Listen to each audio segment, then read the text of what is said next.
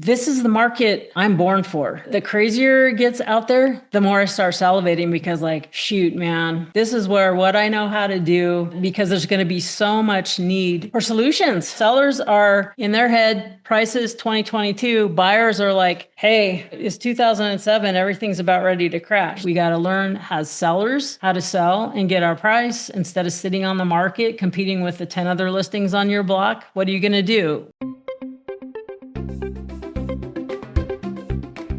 Hey, welcome to Property and Paper Live. This is Don Rickaba, your host. You can find me over at notequeen.com. I'm so happy to have you here. This is where we talk about anything having to do with owner financing, real estate, and note investing, and anything in between. A couple of things before we start. Number one, I want to announce that there is a, what is it? The group I'm going to speak with, David, I think it's a Nothing But Notes with Corey. So I just want to say it's really great that I'm having the opportunity to speak there.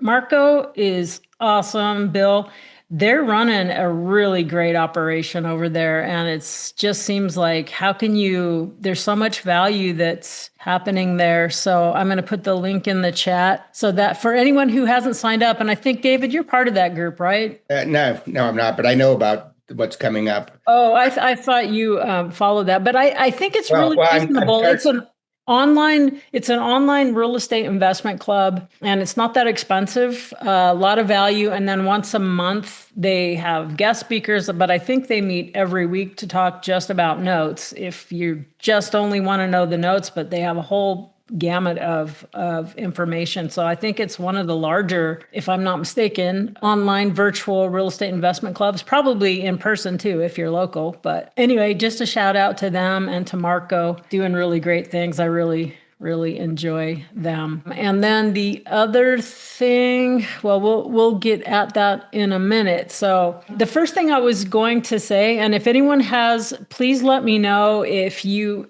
have anything hot topic that you have a scenario to go over, specific questions, blah, blah, blah. Please let me know in advance so I keep time for that. To start off, I was going to share, you guys have heard me for a long time say that I don't do land contracts anymore. I used to, in the early days, I used to go, oh, I could own the property. Who needs the note? And then you get seasoned a little bit and you're like, no, I do not want to own the property. Even property I own and will keep forever and pass down my kids, I don't want to own that either. I want to control it, but I never want to show up on title. And there's good reasons for that. But anyway, I broke my own rule. So do what I say and not what I do. But here was the deal. And I just wanted to, anyway, so this is Oregon. Raw land. And, in certain states, the laws aren't as great for lenders and landlords. And I think Oregon is one of them. Anyway, so I was really thought long and hard about it. And I kept going over it. But the deal was the guy that bought the property, he bought it, I don't know, 5 years ago for $50,000, so $10,000 an acre, and it's in a nice part of Roseburg, Oregon. I guess there's a certain district that's really highly sought after, so that seemed good. Utilities are up too, but not really, there's not a pad where you can just drag a tiny house and plug it in or something. So then he sold it 3 years ago to someone on a land contract for $150,000. And I think they put like $25,000 down, maybe a little bit more. And so he had a note of basically the contract balance was $125 and paying $931 a month. And then, but they don't have to exercise their contract. I guess it would expire in a couple of years from now, in 2027. And I'm like, and I got presented with this, and I'm like, I don't do land contracts. Don, you don't do land contracts.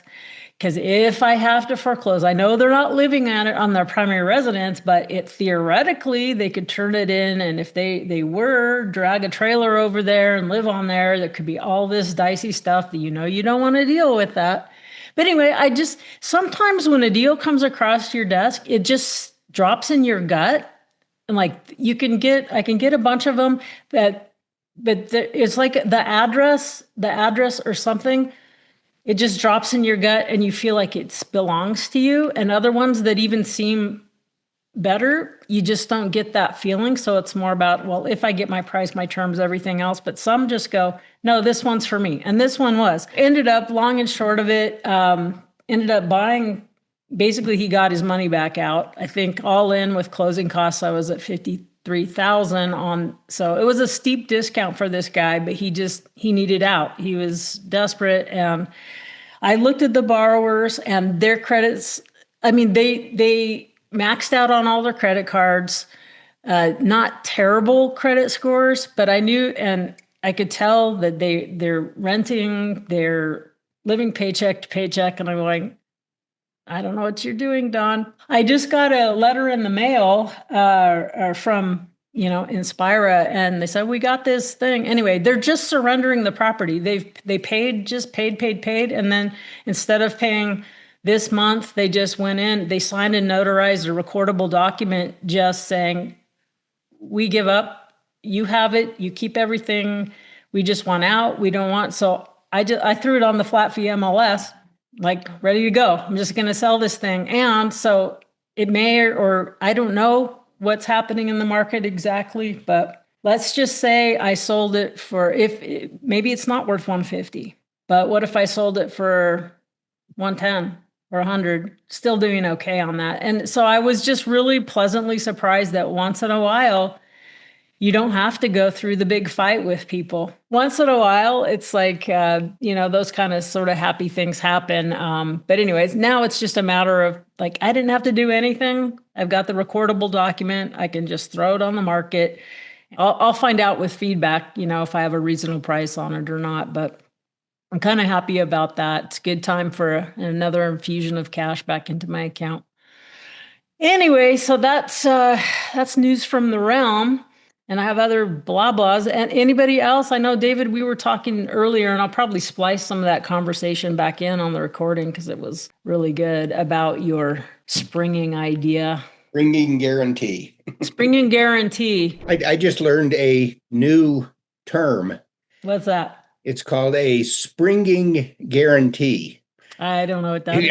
I'd never heard of it either. I sold a property, the apartment building in Tahoe, and carried back a large note on it with a six-figure tax liability.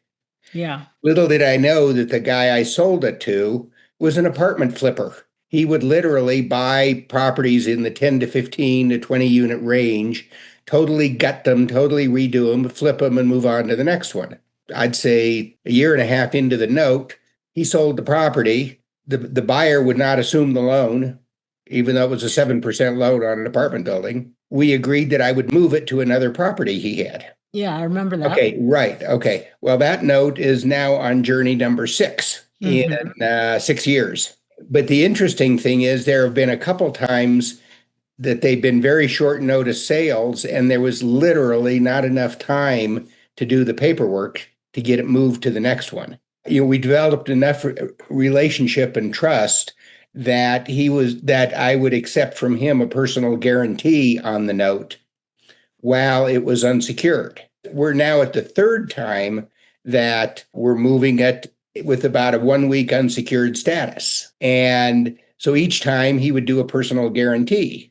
Well, I found out that you can write a personal guarantee so that it goes into effect whenever a certain event happens. So it'll be written, so it's being written to say whenever the note is unsecured by real estate, the personal guarantee will come into effect. Oh, wow. So you don't have to keep rewriting the document. And the attorney that's done all these for me said, yeah, it's called a springing guarantee. Springing guarantee. Why don't you just leave it at that? And why bother with the bouncing if you really trust this guy, or take some other piece of property he never is going to sell and cross collateralize it so you're not like doing all this paperwork all the time? It almost seems. Well, with him, he's going to sell anything. He's not. Well, I'm just saying, if you trust him, why not just keep it at this personal guarantee? You afraid he'll get. Well, I would still rather have foundation to secure it by. Oh yeah, because really, it could be at the end of the like, oh, whoops, the music stopped and there's not a chair for me sitting. Well, exactly. I mean, if something happened to them personally, they're killed in a wreck or whatever. Now all of a sudden you're dealing with the kids. To me, it's always good to have, some security beyond a human being. Yeah, no, that makes sense. And he goes and he's fine with it. So it's worked Well, out. I'm sure he is. So basically the term that David's talking about is he did owner carry because he wanted his price. He wanted to sell quickly. He didn't want to pay capital gains, and he wants income for retirement and a great inheritance for his kids. So he carries then the guy wants to sell the property, and David's like, I don't want to get paid off. So they walked the mortgage. It's called substitution of collateral. So he doesn't get paid off, and he still keeps all the benefits of why he carried paper in the first place. So the buyer, and just put yourself in that shoes and go, wow, who wouldn't want private money at 7% to play with that is ready every time you want to do a deal, it's ready there for you. So if you go in the shoes of the counterparty to David, I've done that just once before where I had 5% 30-year financing, and I loved that, it's great. Just they keep getting their income. So sorry, go ahead, Alex, and address David with.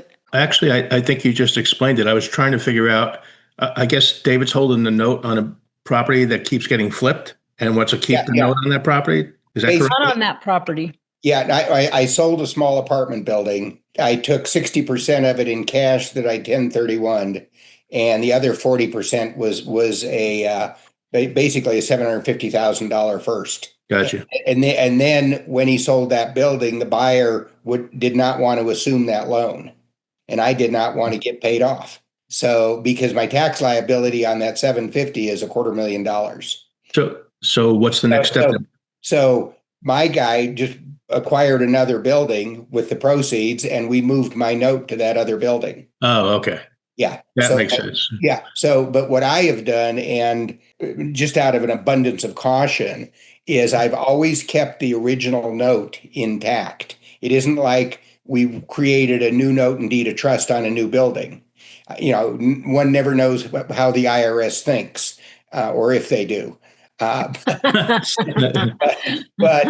But I felt there's nothing that says that the installment sale note has to be secured by the property you sell. I could find nothing in the tax code that said that. As far as I'm concerned, I'm moving that note. It's always been the same note, payments on that same note. The collateral has changed. So you're basically doing a 1031 with not changing. It's a continuous 1031 change. Yeah. I've changed the collateral.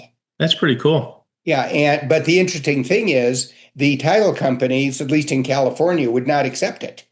They said, because they say the note and the deed of trust have to have the same date. Oh. Oh, they don't. And so I had to climb up the ladder at the title company, to this guy, to this guy, to this guy. And the guy said, oh, no, we'll do it as long as you write the deed of trust document and we're not responsible for it. So they won't give you a lender's title policy on that? They will, with the exception of they're not responsible for that deed of trust document. Well, I've found title companies are different depending. Okay, because at this point I've had to change title companies a couple times now since my last 2 years ago. My favorite person retired, the gall. Mm-hmm. And so you're going around, and then the new people don't know your history, and then everyone's, there's so much fraud that they're just overboard on their scrutiny. And here's the docs that I've been using for all these years. They originated by attorney. I know how to change out the names. My lender approved it. My buyer approved it. And they're like, no, we're not going to, and I go, well, are you guys going to do the docs? No, well, they have to be done by attorney. I said, is your insurance insuring everybody against, that these paperwork is fraudulent or, lacking in some way? Or is lender's title policy just so you are insuring the lien position? Oh, we're just insuring lien position. Then stay away from my documents and quit bugging me. And one time I had to just close without lender's title policy because they were going to I was going to lose a deal over it. And everybody was okay with it. There was. Wow.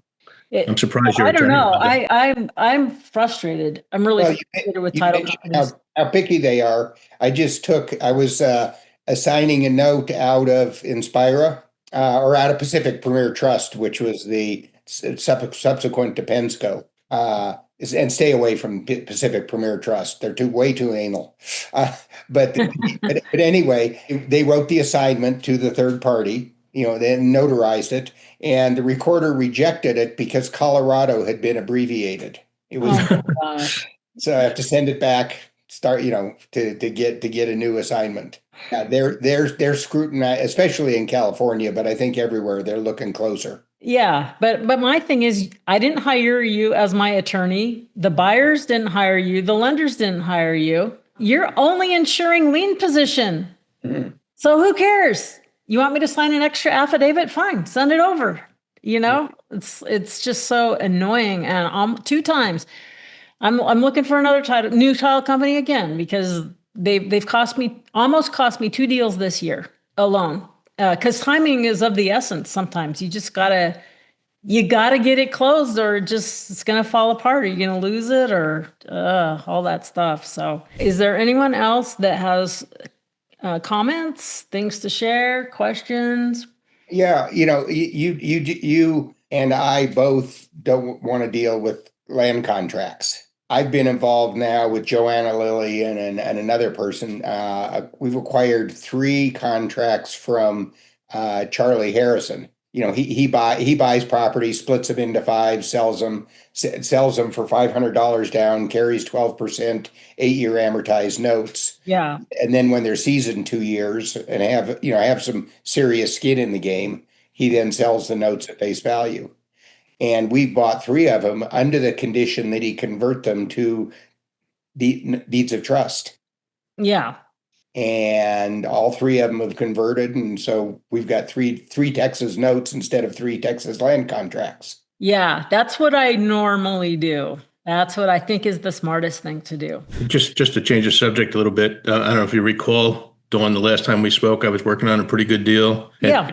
3 homes, came with a business, all that kind of stuff. Mm-hmm. Well, I went to the attorney and everything's been quiet. I totally got ghosted. So I'm figuring the deal's falling apart because it involves a DSCR loan. We're setting up a separate LLC. And then once the controlling, I had the loan all set up. I got it at 5%, believe it or not. And I got it in writing too. Was this an owner carry or is this a private lender? It's a private lender. Oh, wow. It's a family office. Yeah. Anyway, it's gone quiet, so I guess it's going to die or not. So the next thing I'm thinking is that it probably went to the attorney, and I said, "Listen, I'm ready for a talk if you want, whatever you want. I'll explain all the details," which I did in a very long email. Mm-hmm. And no, we'll get back to you. And then it's been 3 weeks, so I'm sure the thing is dead. But my point is, the reason why I'm bringing this back up is, again, I was thinking about if the attorney is going to bring up some kind of thing about, oh, well, you're changing the percentage on the LLC, but there's still a PG. And if the PG is required, which I'm more than happy to do, I was thinking about, okay, maybe I can talk him into a note, the owner now, a note, and then sell it, have a simultaneously sell, closing. Have you ever done that? Yes. On a new purchase? Yes, but only a small partial. Small partial. Oh, okay. Depending, so basically, it's just for context, it's customary, it's usual for something to season for 6 to 12 months before you sell the note. At least, most people will say at least 1 month, right? Because then that creates separation between the origination and the secondary market of you purchasing it. Because technically, if someone were going to, theoretically, now I don't think this happens very often, but if you come in and buy it really fast, then it could be confused that you're originating and then you don't have the license to originate and your yield is a lot higher than the face rate. That's all I'm saying. So it may or may not be usurious in that state. And so usually even the people who will buy right after closing usually make the seller, the note holder, receive one payment.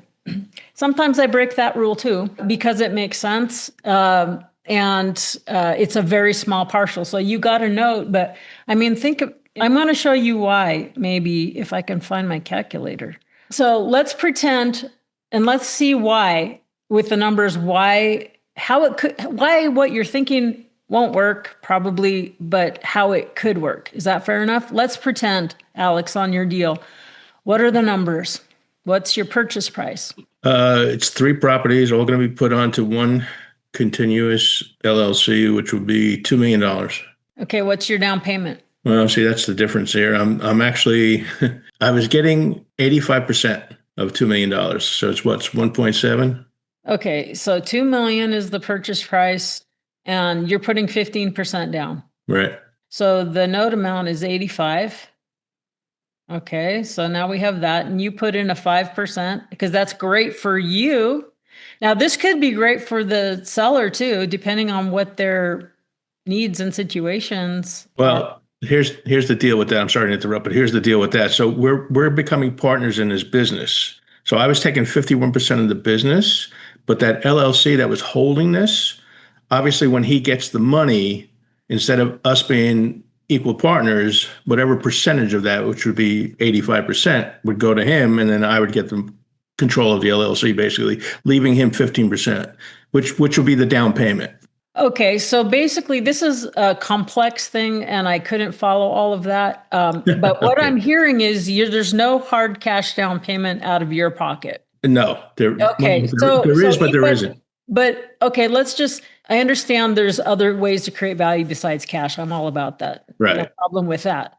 But you've got an insider deal that would only make sense to you guys who have other interests here. But if we're talking about neutral third party coming in, you would have, first of all, 15% down on these would probably not be enough, but let's say it was, right? So let's say it was a 30-year note. Would this be something, if how you imagine in your mind it would be set up? What is a 30-year note? Yeah. Was it 240? What was it? What did we have? Like in your mind, what did you assume the note would look like? Something like this? It is a 30-year term. It is a 30-year term. Right. Okay. My option, whether or not I wanted the first 10 years I think first 10 years, just interest only, which it was up to me. So I could do it either way. I mean, this lender, I never worked with him before, but he was just like, hey, whatever you want to do, fine. So I was like, okay. Okay. So now we have your present value 1.7. You have your future value 1.7. So the balloon is the same. So interest only 5%. Then your monthly payment would be $7,000. Right. And the rentals right now are $7,700. And the business that's on it does not pay any rent, which is going to be $3,000 more. So it's $10,000 a month in rentals.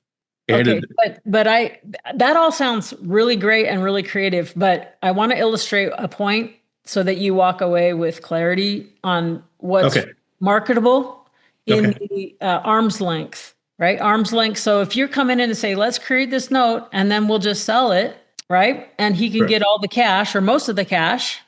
Right, I understand. There we go, right? So am I understanding correctly that that's what you're kind of wondering, how that might work? I'm just looking for another option if the attorney comes back with, hey, this is not a good deal. Okay. Well, anyway, if you don't mind, I just want to use this as an example. So I think it's really great. It's a very important thing. There's commonly misconceptions. Oh, I can get top dollar for my property by giving great terms, and then those great terms are going to equate into me getting 95 cents on the dollar for my note. Nope, they're usually mutually exclusive.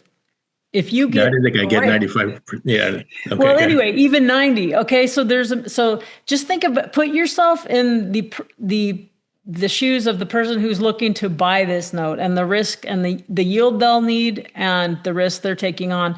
What do you think someone who doesn't know any of you and doesn't have the insider juiciness that you're cultivating here with your partners, potential partners, what do you think their loan to value and their yield requirement would be? Good question. Neutral third party. Let me ask you this. If you were going to get a commercial bank loan, how much down? Let's say there's no other deals. We only have you, Alex, the note guy, buying this $2 million bundle of properties, little portfolio for 2 million, what down payment do you think they would want you to have?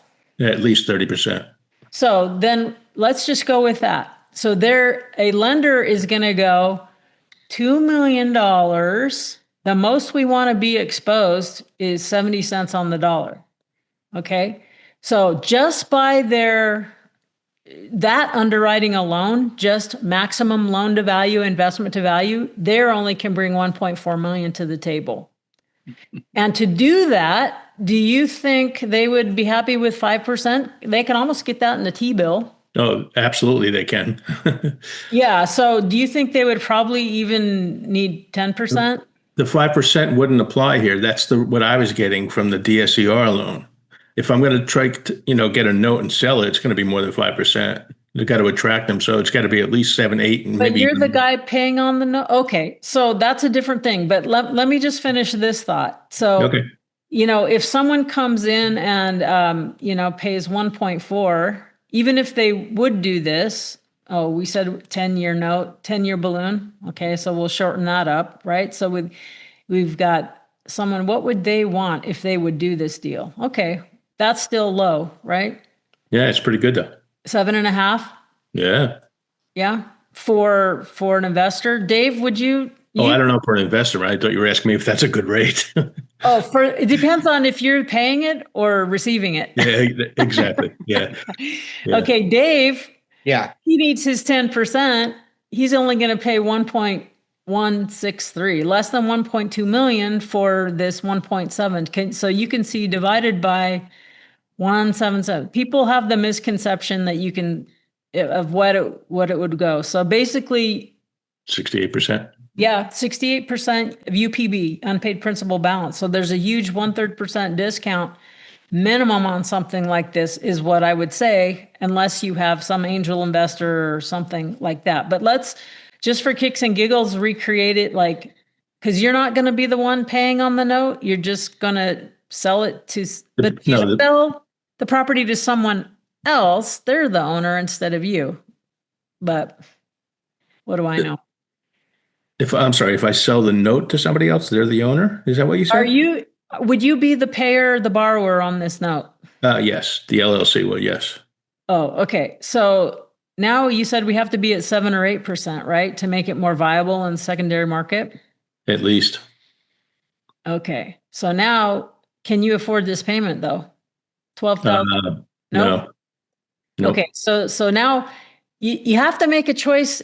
If you're paying on the note, you need the terms that make you able to pay full market value. If you're setting it up to sell and the seller needs most of their cash out, it's not going to pencil for you as the buyer, most likely. I agree 100%. So that's the reason why I went with the DSCR loan, because the rent's covered all. This guy's willing to finance it for me. And these 3 properties are all in the commercial zone.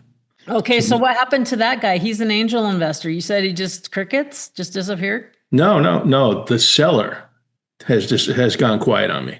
I sent in my LOI and I was waiting for, let's move at this, and it's been quiet.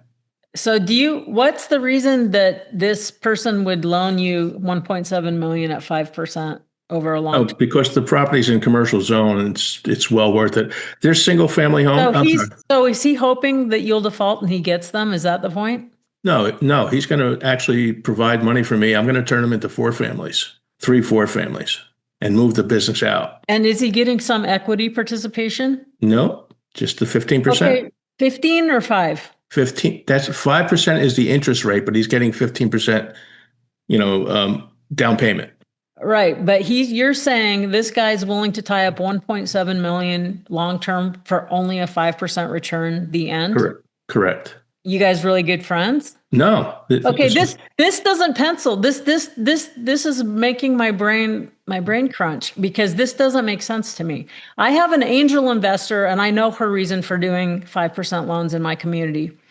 What's this guy's reason for doing it at 5%? Because that doesn't make sense. Is he a known angel investor?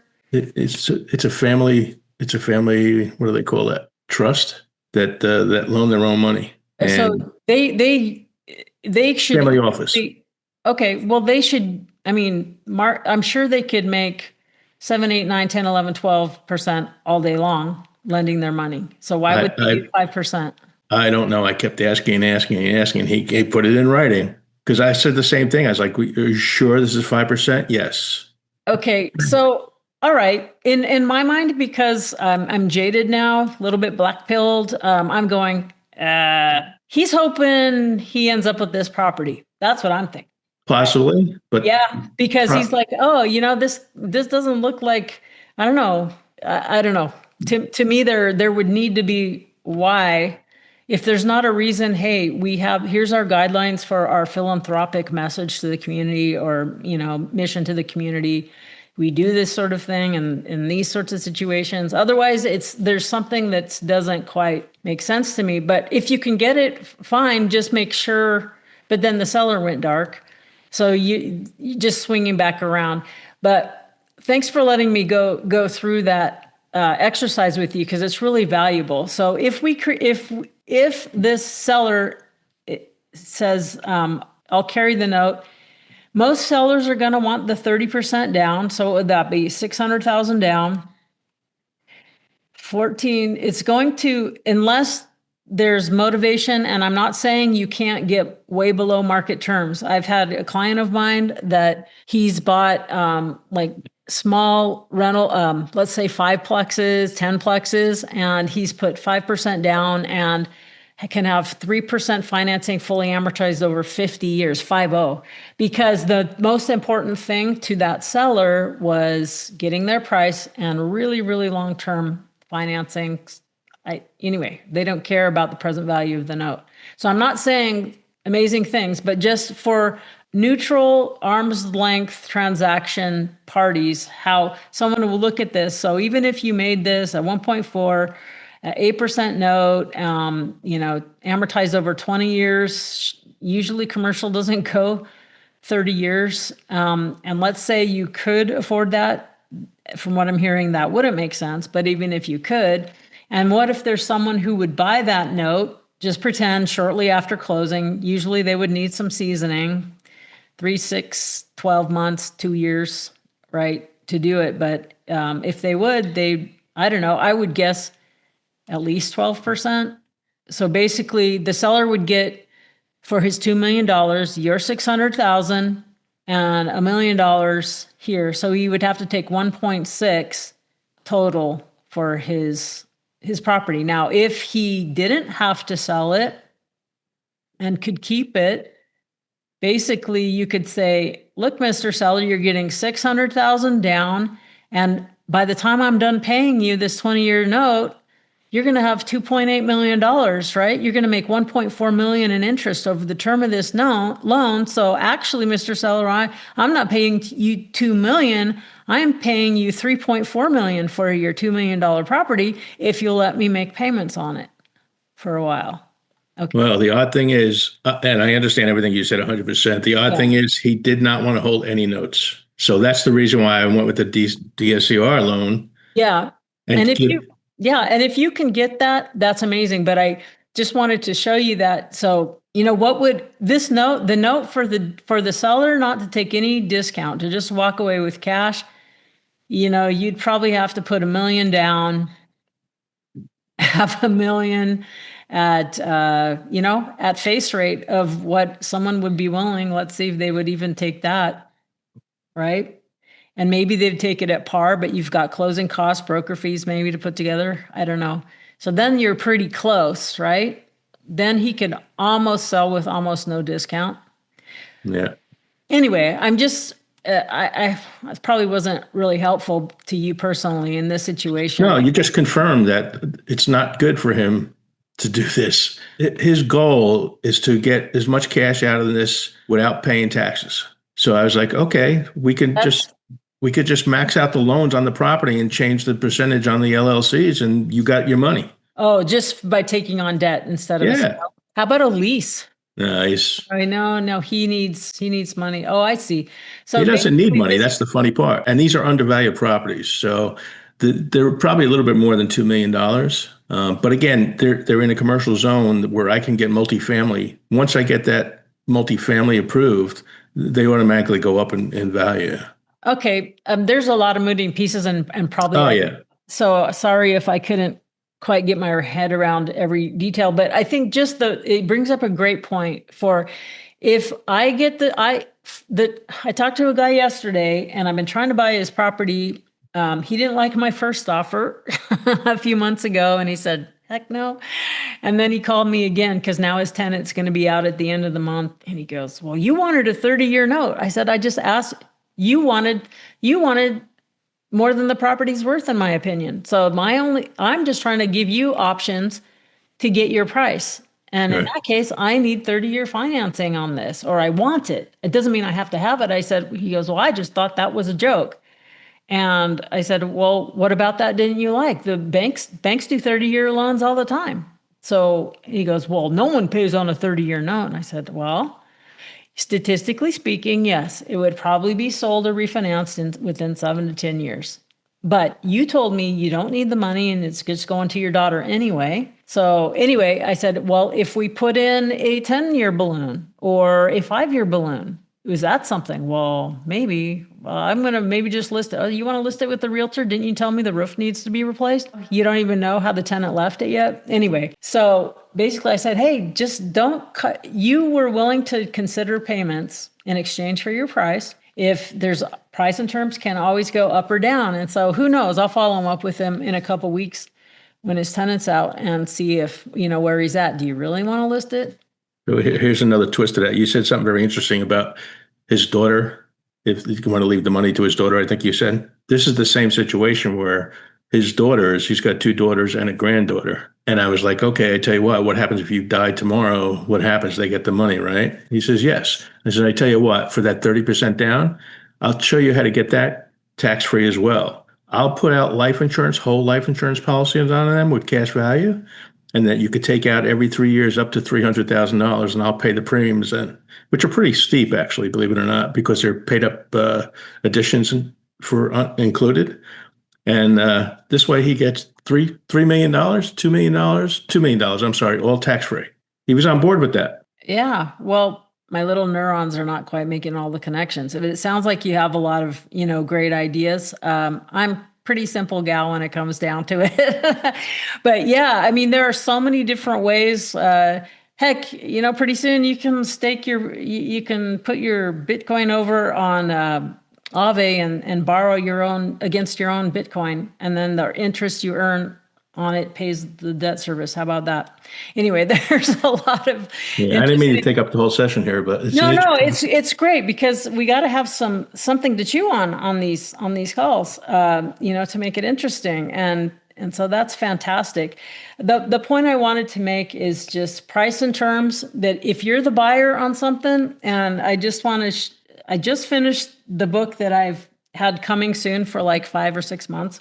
I finally finished it on basically, hey, real estate buyers, not for you. You guys all know this, but real estate buyers, the seller is your bank, and a guide for buyers and their agents. Because I don't know, I keep reading reports that in 60% for the month of May nationwide, 60% of the counties nationwide had the median house price reductions.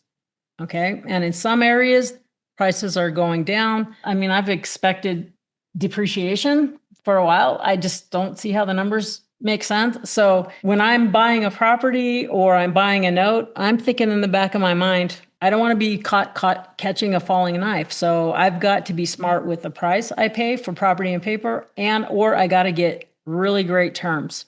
Okay. So that I don't care what the value of the property is. If I get good enough terms, I do not care what I pay for the property. I could pay double the price of the property if I get good enough terms because I can cash flow it. Okay, it really depends. This is the market I'm born for. Ones where the bank loans and liquidity isn't there. The crazier it gets out there, the more I start salivating because shoot, man, this is where what I know how to do knocks it out of the park. And because there's going to be so much need for solutions. Sellers are, in their head, prices 2022, buyers are like, hey, it's 2007, everything's about ready to crash. So from what the sources that I was listening to this week, there are more sellers than buyers now. So I think in a lot of areas, may not be in every area, I think it's turning to a buyer's market. And I think a lot of sellers, they were waiting to just holding on by their eyelashes to 2025. Just so hopefully prices, interest rates will go down and then they can sell for top dollar. Those people, there's going to be a lot of motivated selling, distressed selling, and there's going to be great buyers that can't qualify for loans, right? Or the banks quit lending, the liquidity dries up. And so then, if we want to make deals where the government or BlackRock aren't the only ones coming in and sweeping everything for cash, we got to do these mom and pop deals together. We got to learn as sellers how to sell and get our price instead of sitting on the market, competing with the 10 other listings on your block. What are you going to do? And one amenity after another, the best amenity is financing. Okay. Dawn, I agree with everything you just said. The problem is I was just dealing with another house where I was doing some work on it. And the realtor was offered $700,000 cash on this piece of crap house that I wouldn't pay $500 for. Well, they just got an $800,000 cash offer. There's nothing on the market out here. That's the problem. In some areas, maybe it'll catch up, maybe it won't. Okay. Yeah. In our area, in Northwest Nevada, I think we are probably likely to be more stable than a lot of areas. Countrywide, nationwide, the trend, I think, is going down. So that just means I'm going to be a lot more conservative. Dave, what do you have to say? I think one of the interesting things that's going to happen is you have a lot of people still carrying these 2.5% loans. Yeah. And they're going to be selling their properties subject to those loans.